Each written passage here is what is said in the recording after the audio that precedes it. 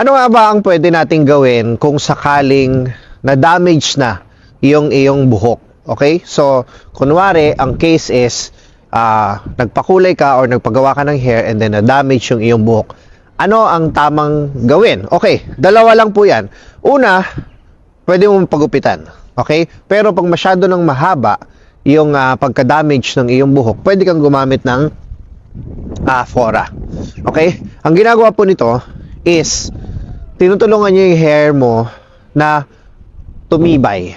Tinutulungan niyo yung hair mo na ibalik yung mga nawalang nutrients, vitamins, at mga ingredient na kailangan ng buhok mo para mas maging healthy yung buhok mo. Okay, common mistake na paniniwala is pag na-damage ang hair at gumamit ka ng mga ganitong klaseng treatment is gagaling agad yung inyong buhok. Okay, so hindi po ganun kabilis. Tandaan niyo kung ang inyong buhok ay nanggaling sa damaged hair, hindi po yan agad-agad babalik sa healthy hair. In fact, hindi na yan magiging healthy. Ang pwede mo lang gawin is ma-prevent siya na maging masira pa lalo. Ang pinaka-common, ang pinaka-goal na lang natin is tumibay siya kahit papano. But then again, after a couple of months, kailangan mong gupitin yung part kung saan nasira yung iyong buhok.